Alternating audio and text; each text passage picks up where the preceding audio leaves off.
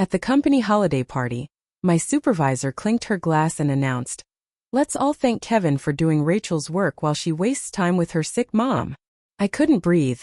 Everyone turned toward me as she laughed and added, "Come on, it's not like she was going to be so anyway." I looked her dead in the eyes and said, "You'll regret saying that." The next day, I forwarded months of emails to corporate. She was gone by Friday, but her final message still haunts me.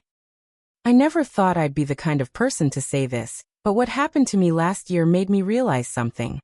Some people don't just want to see you fail. They want to rip you apart in front of a crowd and laugh while they do it. And if they're willing to go that far, you have to go farther. Let me tell you exactly how it went down. I worked at a logistics company in Cleveland, Ohio. Not a startup, not a tech darling. Just a regular mid-sized operation that handled inventory, orders, shipping. Boring stuff mostly. But I liked it. I'd been there for almost 7 years. I was good at my job. I liked the process. I liked solving problems. I wasn't flashy and I didn't play the office politics game. But I showed up early, I stayed late, and I took pride in being dependable. That didn't matter in the end. My supervisor was a woman named Amanda. Mid-40s. Sharp suits. Always wore red lipstick like she was heading to court. She smiled with her teeth, but never with her eyes. We weren't friends. She wasn't friendly with anyone really. She ran the office like a drill sergeant, cold, loud, and obsessed with looking good to the higher-ups. If something went wrong, she'd throw you under the bus and act like she was doing you a favor. Classic bully in a blazer. Still, I kept my head down. Did my job.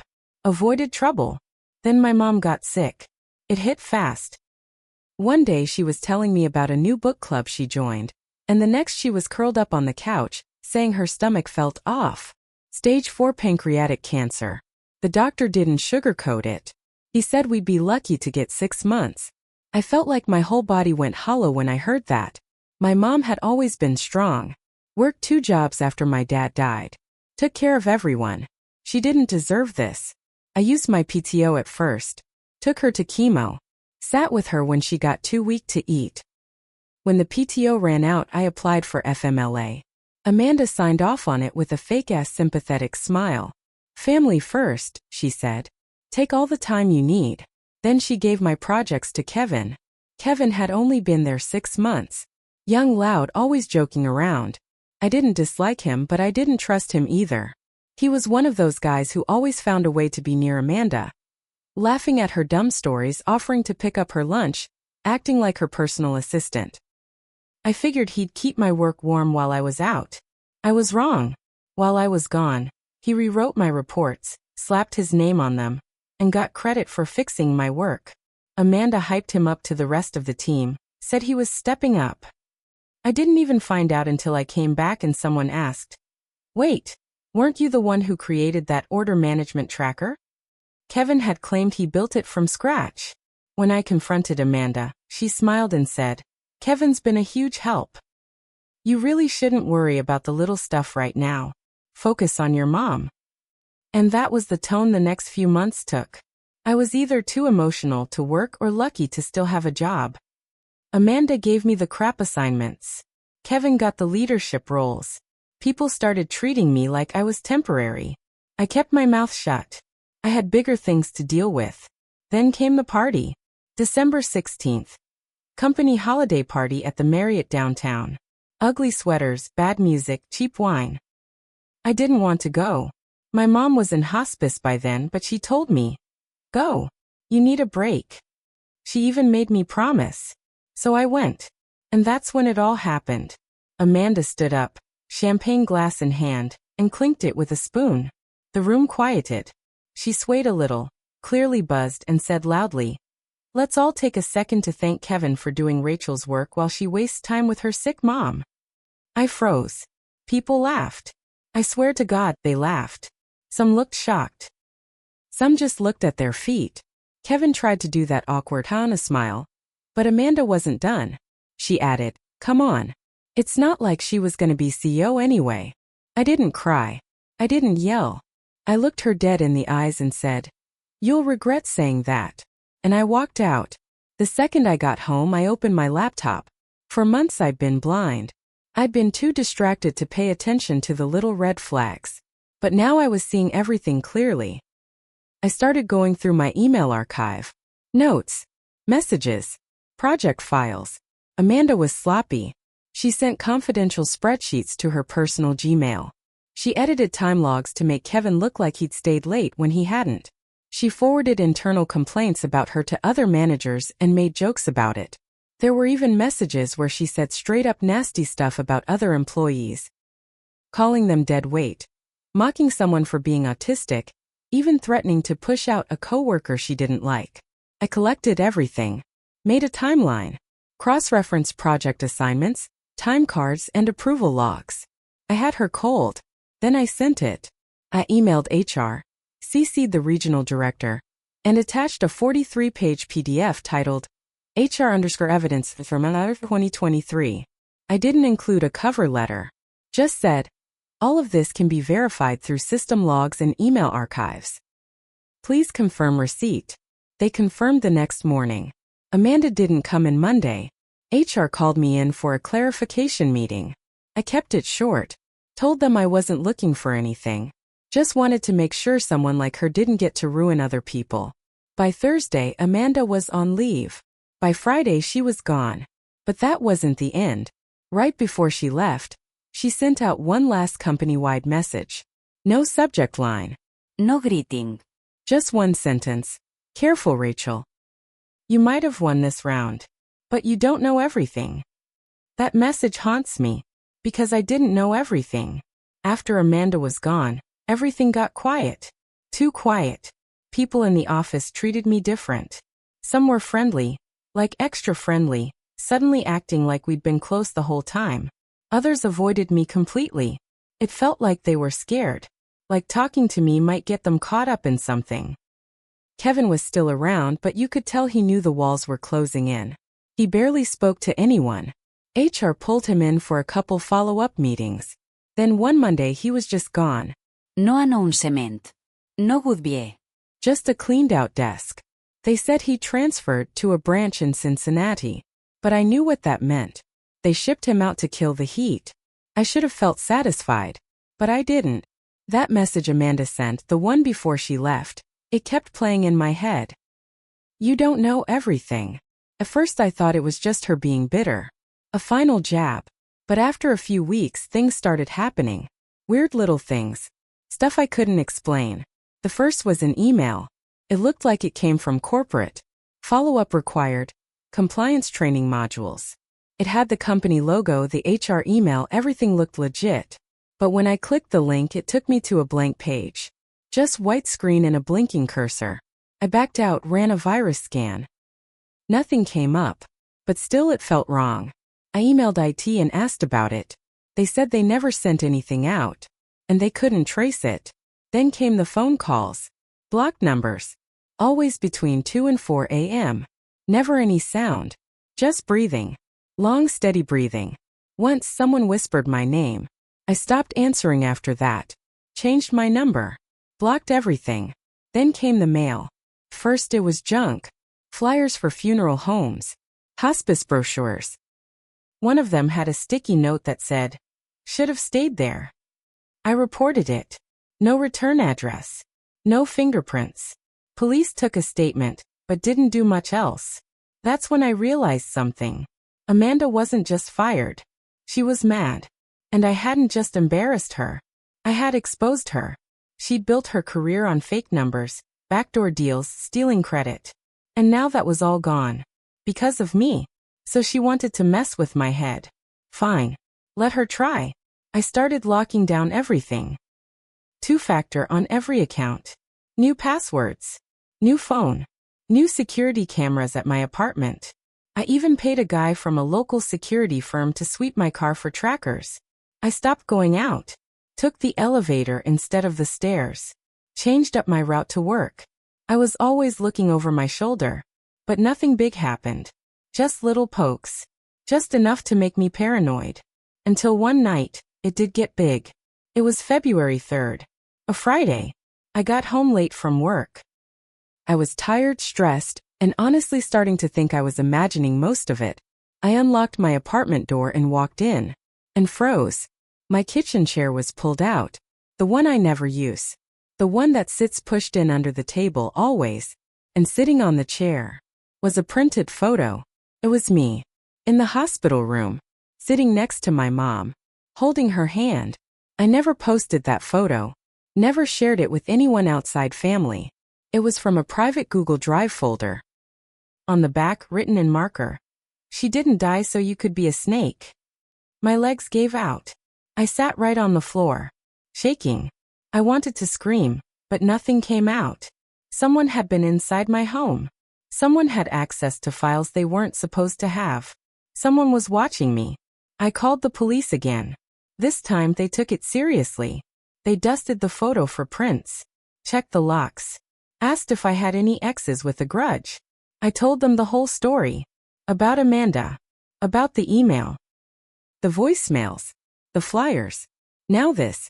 They said they'd investigate. But I knew better by now.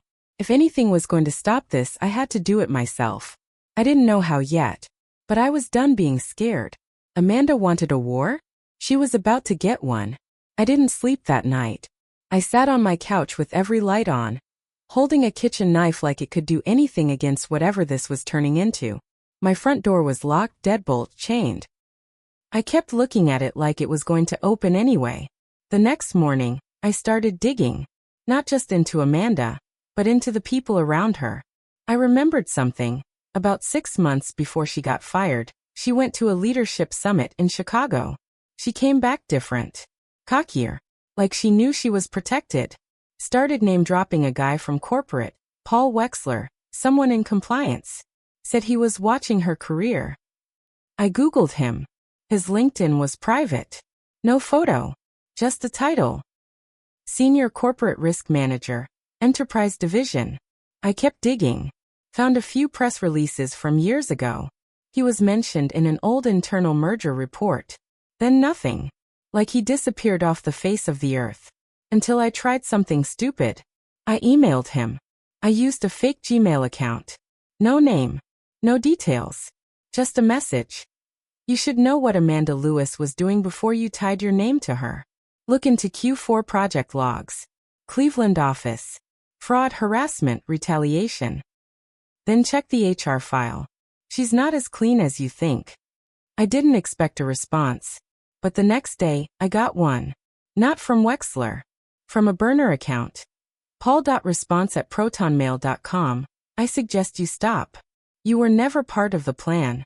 You got lucky once. That's it. That's when it hit me.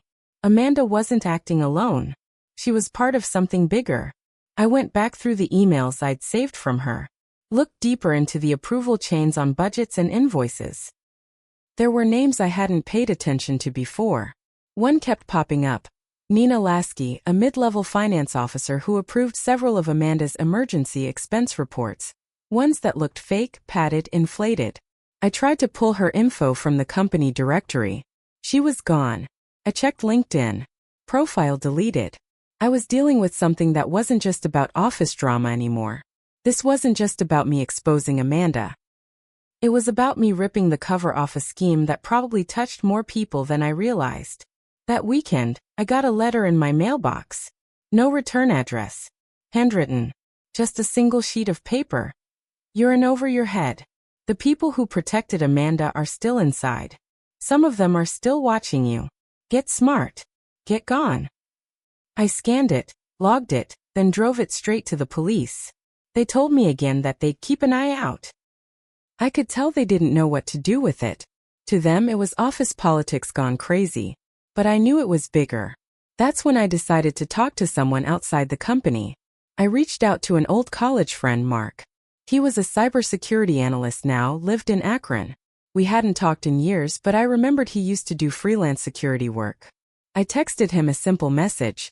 Need to talk. Not a joke. Someone's been in my apartment and hacked my cloud drive. He called me right away. We met at a diner the next day. I showed him the photo, the emails, the anonymous notes. I told him about Amanda. About the network I was starting to uncover. He didn't laugh. He didn't roll his eyes. He listened. Then he said, "Give me access. Let me trace who touched that folder." I did. 2 days later, he called me back. He said, "Rachel, whoever did this, they didn't just hack your account. They had a backdoor from inside the company's IT department. Your Google Drive wasn't breached externally. It was mirrored. Internally. Someone on payroll cloned your files." I felt sick. Who the hell was I working with? The next week, someone broke into my car.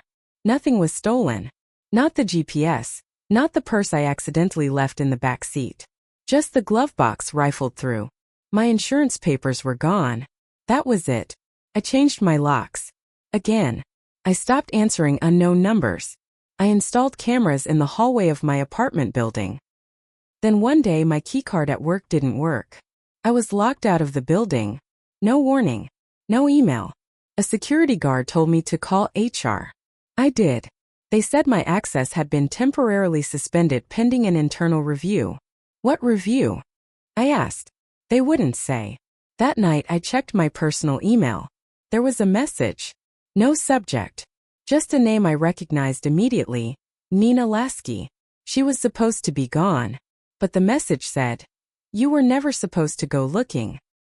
Amanda screwed up. You drew attention. But you still have a choice. Walk away. Don't be a hero." I stared at that screen for a long time.